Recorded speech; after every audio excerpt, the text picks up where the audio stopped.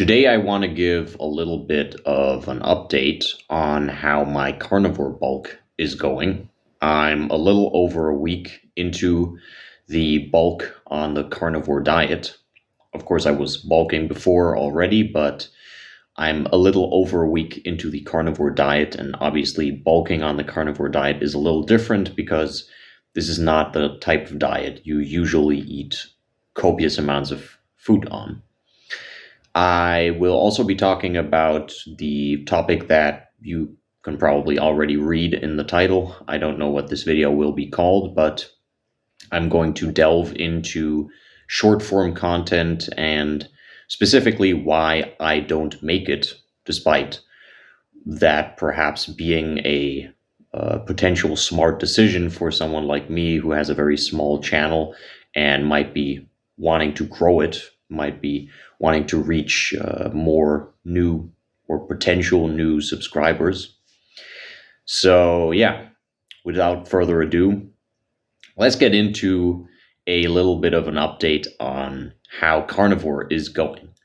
I'm going to be completely honest. I've been struggling, not significantly, but I would say more than I expected with the amount of food that I actually have to eat. And to an extent, it is because of the food itself. Obviously, on carnivore, the stuff you're eating is not as diverse as what you usually eat, even for someone like me who has a very basic diet already, as is.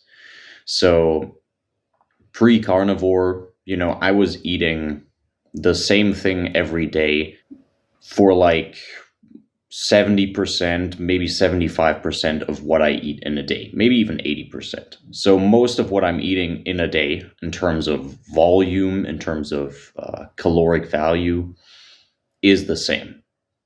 However, the parts that are not fixed, and this was in large part my carbohydrates, did make a significant difference. That's what I'm noticing right now. So I obviously have a little bit of variety when it comes to meats, different types of meats.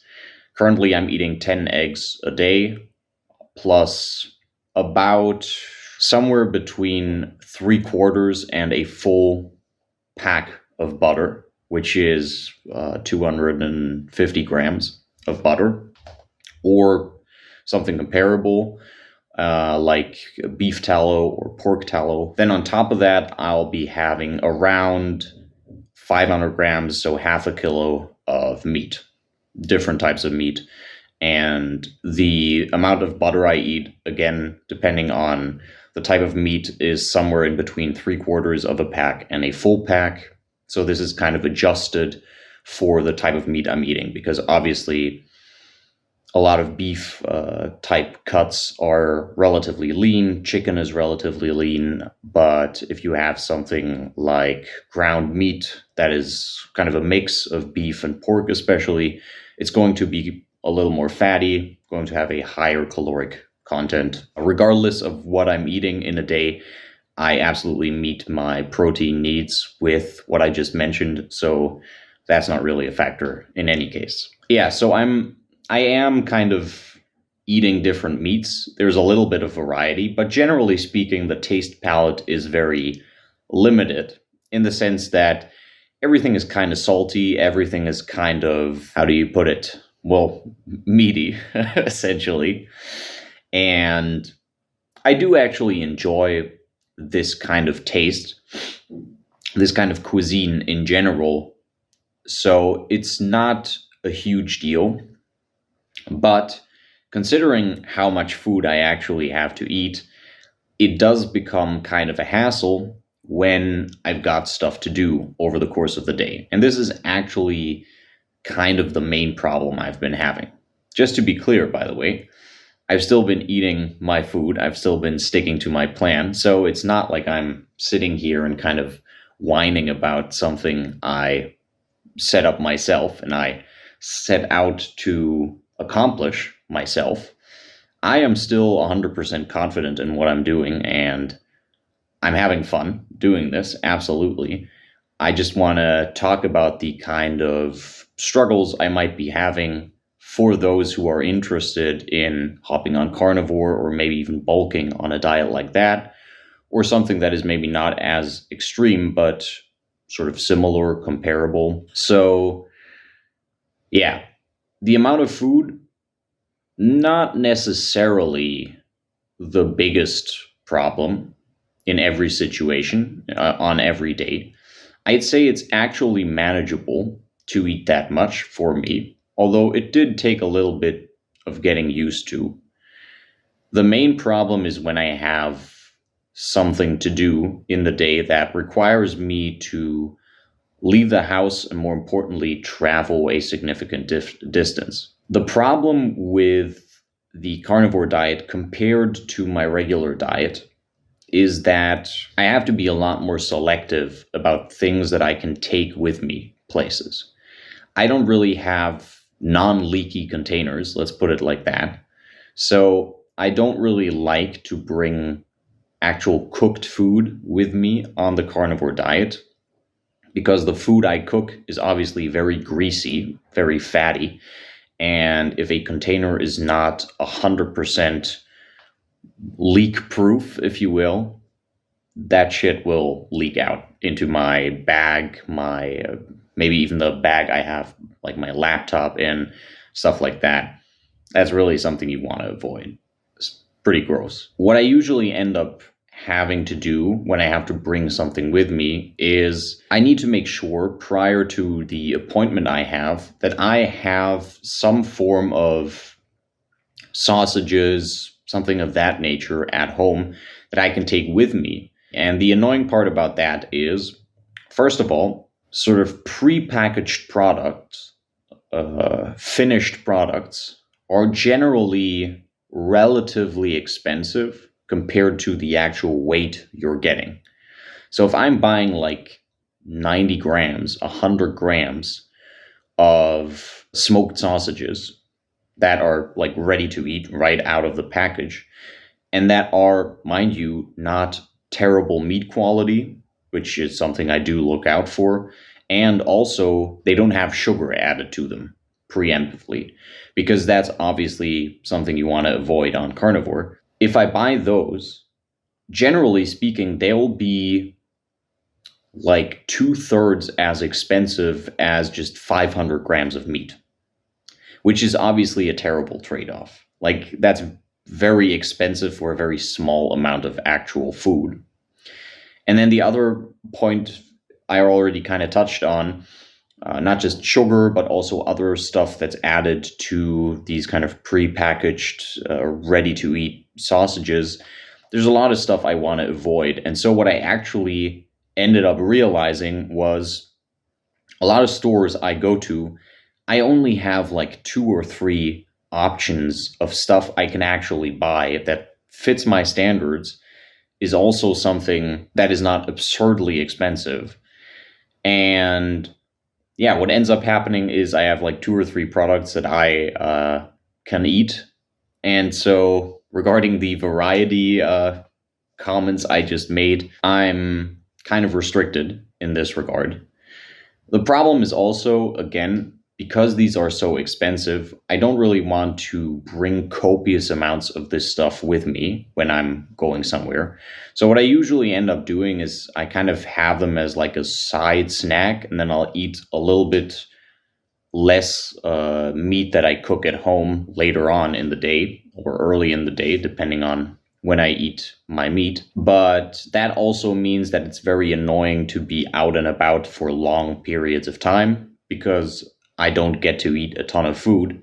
And what has ended up happening, long story short, a couple of times the last few days, and what kind of made me realize that I have to be a lot more conscious and a lot more strategic about my planning than I even was before, because I'm already someone who preps a lot, who thinks a lot about the food I will be able to eat at some point in the day. Do I have to bring food with me? How long am I staying out? Where can I buy food potentially while I'm out and about? But yeah, what ended up happening the last couple of days is I would not eat a ton of food in like the first part of the day, which on a non-carnivore diet would be normal for me, but on the carnivore diet and with the amount of food I currently have to eat is just very impractical. I will eat a solid amount of food in the middle of the day. Then I'll work out at some point. But then I still have like a big chunk of food that I have to finish in the evening, usually amounting to like 2 meals. And the problem with this is it's very satiating food. That's one of the great things about carnivore, actually, if you don't bulk on the carnivore diet, is that the food is very satiating. And that's a great thing, normally. For me, it's kind of a problem because on the diet that I was on before, I could kind of manage eating 2 meals at the end of the day, even if it's like a significant amount of food, because carbs feel like they just despawn as soon as they have entered my body. Like once I've eaten a couple of bread rolls and waited for like half an hour, 45 minutes, they're gone. They have been disintegrated completely. At least that's what it feels like to me. Not so with carnivore. Absolutely not. And yeah, there have been a few days in this past week where I was sitting here at 11 p.m., 11:30, munching on another meal, really like forcing that shit down while I was watching something to distract myself from the food. And it's not even food that I genuinely dislike. I really like eggs. I really enjoy eating scrambled eggs, for instance. I really like most types of fried meat, and I'm actually the type of guy that really enjoys meat with just some salt on it. Like that's how I would eat a lot of meat even before I was on carnivore. But just the amount of food and the fact that I feel so full and so satiated because of the type of food it is has been quite a fight. So what I've realized over this week, one of the main things, the primary things that I've realized, I just have to manage when I eat my food. I have to plan in advance a lot more specifically, a lot more in a much more detailed manner than I did before. Otherwise, I'm going to end up with these days where I eat super late. My sleep is really messed up after that. I had a couple of nights where I slept very, very badly. I actually had to take like a 1.5 hour nap during the day, which kind of sucks, of course, because then I don't have time for other stuff. My workout gets pushed back. Maybe I eat late again. It's not ideal. So, yeah, that's something I'm sort of taking into the next week of being on carnivore, is more intricate planning. Now, let's get into the second topic of today's video, which is short form content, or more specifically, why I don't make short form content, or why I don't plan to make any in the future either. Short form content, so YouTube Shorts, TikTok, things like that, is obviously very popular nowadays. And while I don't think YouTube Shorts are great for monetization and for making money the actual content, because I don't really watch YouTube Shorts, and I'll get into that in a minute, but as far as I know, there aren't really ads on Shorts. So if you get any money, it'll be a very minuscule amount from YouTube. But the primary reason why creators make them is to garner attention, to generate an influx of new viewers to their channel who might otherwise not have seen their content. Because shorts are very short, of course, people scroll through a lot of shorts, so they watch a lot more short form content in a shorter amount of time, which means you can get a lot of views, a lot of likes on shorts, and that can obviously drive attention to your channel.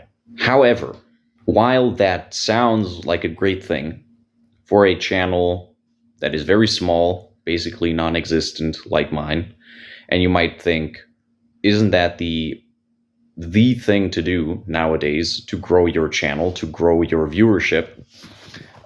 Make something like YouTube Shorts.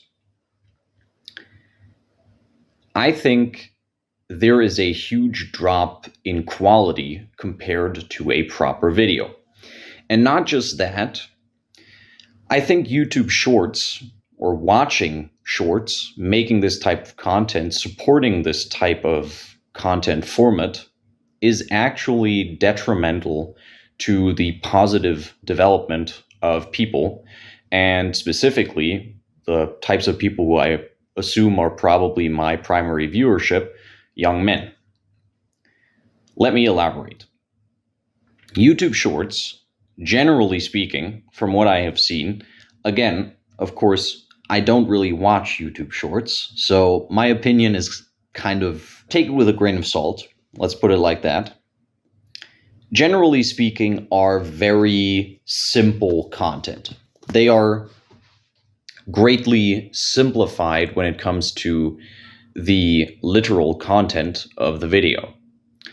So if someone is making a short on working out, or on a certain historical aspect, on something about a movie series or a television series, what is being said in the short is very cut down, very reduced to the most basic aspects. And that is kind of obvious, right? I mean, a short is a very short video, so the amount of information you can bring across, you can actually communicate to the viewer, is very limited. In many cases, this leads to a product that is actually very lackluster in terms of quality. Because many things, actually most things, I would argue, do not get better if you make them shorter.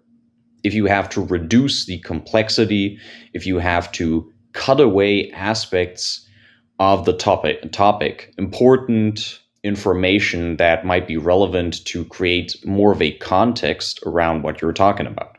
Essentially, what you're communicating is less of a balanced, differentiated, deep sort of discussion / opinion, and it's more of a sort of fresh, very shallow, shiny, flashy kind of way of presenting what you're talking about without potentially going into the kind of detail that you should go into. In many cases, what this results in is a video that is actually reduced to such an extent that key information is omitted from the final product. So what you have is not just a sort of boiled down version of what is being talked about, a certain theory about a book series or a TV show or a movie, or again, a certain historical topic, a certain aspect of history. Many shorts that I've sort of seen, not necessarily watched, but obviously YouTube Shorts show up when you search something on YouTube, are in regards to historical fencing and stuff like that, which might be because that's actually stuff I research and I'm interested in. But if you see shorts regarding a topic like that, that's always very iffy to me. There are a lot of nuances, there are a lot of details, there are a lot of specifics, a lot of points that maybe warrant discussion, that aren't as clean cut as they are being portrayed to be. And from the shorts that I have seen, I can kind of deduce that watching YouTube Shorts does not give you a genuine understanding of subject matter. And at that point, the question to me kind of becomes, even when you're watching YouTube Shorts that are information, it's not like random fucking edits, which maybe I should mention that briefly. I think is a complete waste of time. Like watching stupid edits. I don't understand why people scroll through the Instagram Explore page. That is mind-boggling to me. That is perhaps the most incredible waste of time I can possibly think of. I have never scrolled through the Explore page, but anytime I go there, because you have to go there to search something on Instagram, which I'm already not on Instagram that often to look at stuff. I usually just go on there to post something. Anytime I go into the search window and see the stuff that is in my Explore page, just based on apparently what Instagram thinks I am interested in, that is the most brain dead shit I have ever seen. And mind you, it's not like I'm following a bunch of bizarre fucking meme sites or looking at borderline softcore porn or something on Instagram, right? Like, I upload a little bit of content and I basically look at the stuff acquaintances of mine or friends of mine upload. And maybe at like a funny post that someone sent me or something like that. And just based on that, Instagram suggests such incredible garbage to me that I cannot fathom how people can spend time on the Instagram Explore page. That is like taking time out of your life and literally heading to the bathroom and flushing it down the toilet. Regardless, little rant. Getting back to the topic at hand, looking at random shit, looking at stupid fucking edits and stuff like that, I'm already kind of discounting that. I'm considering shorts here that actually maybe have some informational value, or at least appear to have such.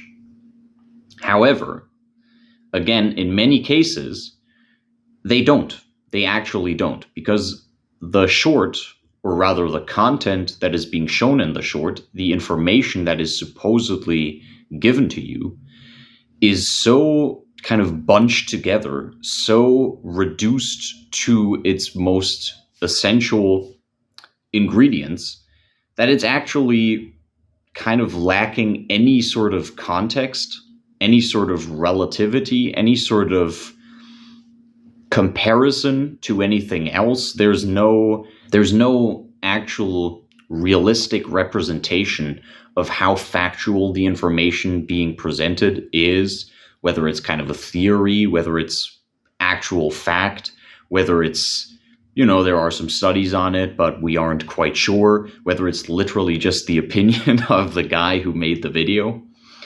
It's all just presented as fact, and in these kind of flashy, super fast edits. And more importantly, because the short just presents you with like a bunch of essential points, if you will, but no deep information, I would actually argue that people don't remember this shit.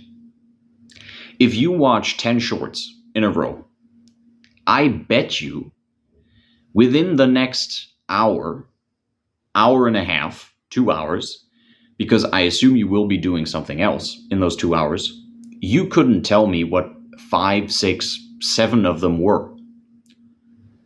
You probably can't remember shit about them. And within a day, you probably have completely forgotten about any information you received from these shorts. See, the thing is, I have, again, watched a few shorts. I don't really watch YouTube shorts, but that doesn't mean I have never seen a short in my life. And some of the shorts I have seen are from, what's his name? Sam Ninjong Jingjun. You guys know who I'm talking about if you're someone who watches fitness content and who has been watching fitness content for a while, because this guy actually, I think, has been around for a very long time. I remember seeing his face like quite some while ago.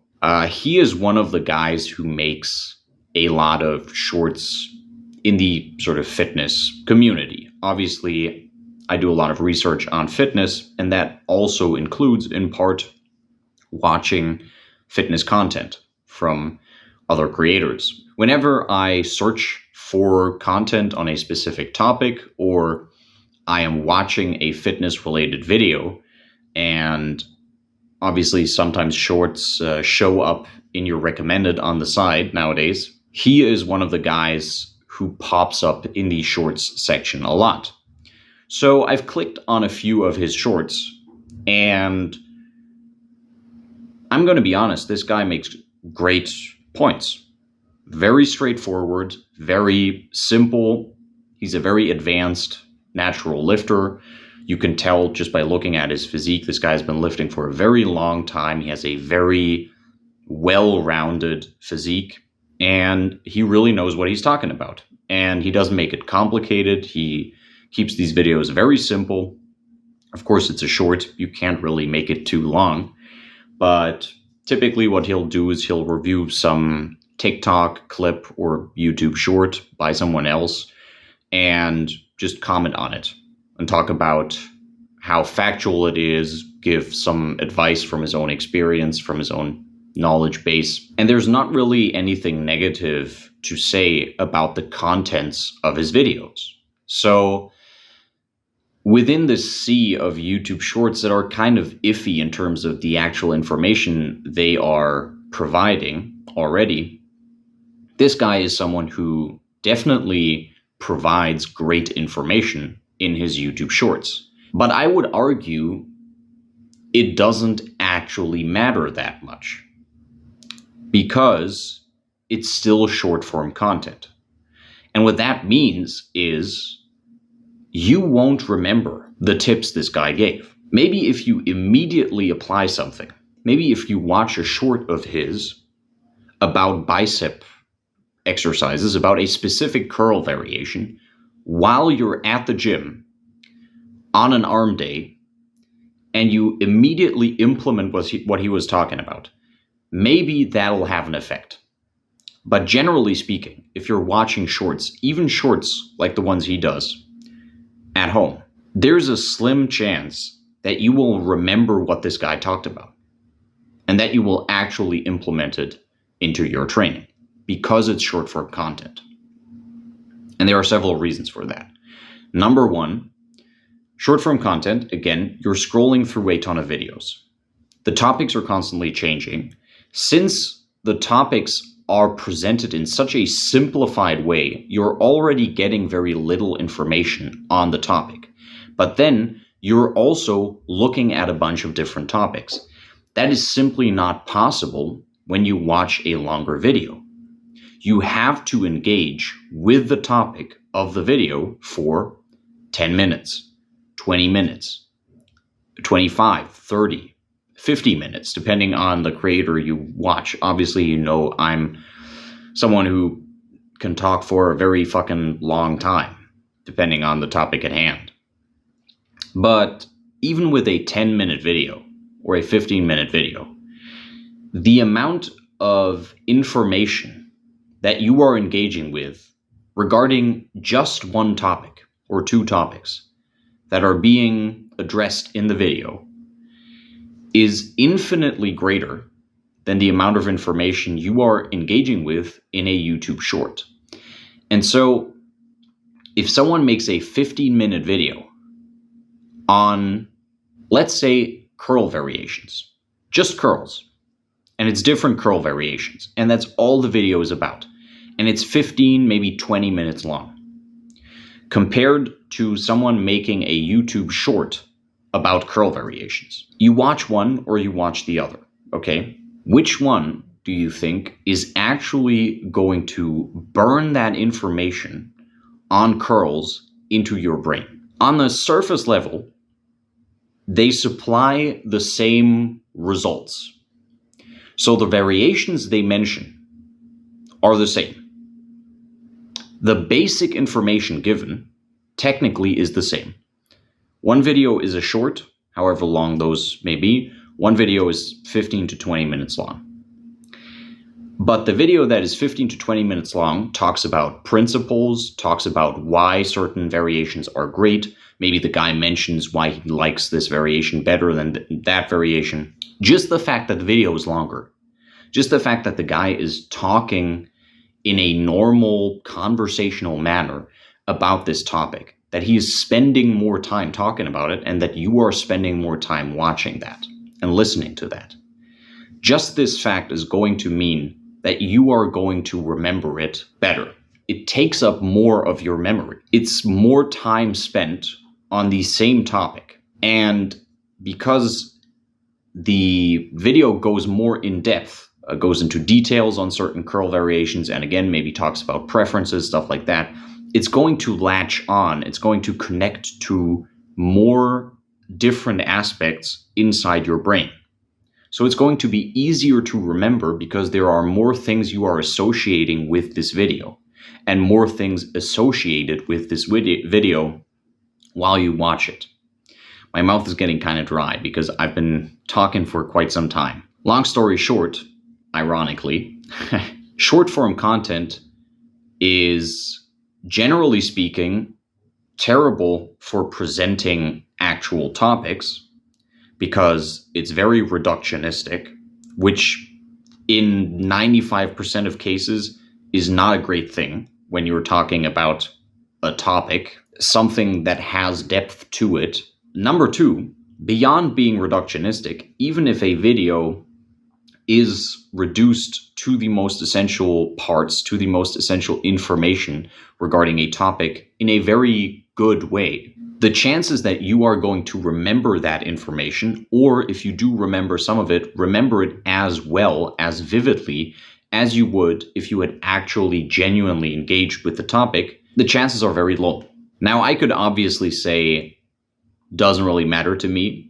I don't watch shorts, but I'm still going to make them because at the end of the day, I do make long videos, and it's your choice whether you're going to watch shorts or watch my longer videos. Maybe I can attract some viewers to watch the long videos I make by making shorts, so I'm just going to do it.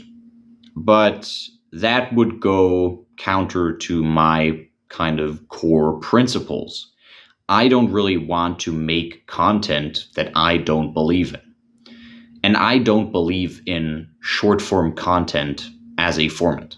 I think it's a terrible format for especially the type of content I make, which is long form for a reason. Yes, it's also long form because sometimes I get a little bit rambly and I rant on, but generally speaking, if I didn't ramble as much, my videos wouldn't be significantly shorter. The reason I go on side tangents, the reason I go very in-depth, I get into very specific details with some topics, I talk about specific experiences I have had and stuff like that, is because I actually want to give you an in-depth, well-rounded perspective on the topic. I want to let my knowledge, let my experience, and my logical thinking kind of combine into the most profound, or at least a fairly profound representation of what I'm talking about. Making short form content would be the exact opposite of that. I would also be supporting lowering the attention span of people, and again, specifically, probably in the case of most of my viewers, young men, which is something I do not want to do. Obviously, other people are going to upload shorts. There's no stopping that. I'm not under any kind of idealistic illusion here that this makes a huge difference. But regardless, my principles, my ideals kind of prevent me from making something that is going to negatively impact the people that I actually want to benefit from the type of content I make. So with that being said, because I don't believe in the format in terms of quality, in terms of actually bringing points across, actually touching on topics and representing them in depth in a way that does them justice, and because I also don't believe that short form content is good for communicating these topics, for actually making people remember the contents of what you said. And in addition to that, short form content reduces the attention span of the people consuming it. Because of all of these reasons combined, I have not made any short form content, and I will not do so in the future because I genuinely don't think it is a good and worthwhile thing. And I would highly recommend to any of you who watch that sort of stuff, or scroll through the Instagram explore page or things of that nature, to quit doing that and to genuinely engage with topics in a more in-depth manner that is actually going to benefit you. My mouth is incredibly dry, and we're going to end it here. I think this is actually going to be a fairly long video, although I just sat down to chat into my phone here.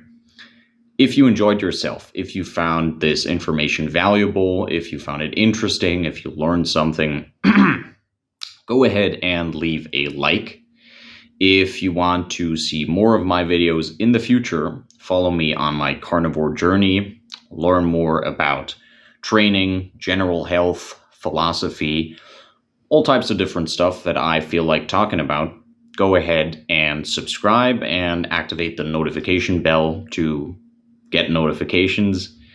And if you have any questions about any of the things I talked about, any comments, any suggestions for videos I might make in the future, something you want me to talk about, some question you want addressed in a more long format video, long format style, go ahead and leave a comment down below.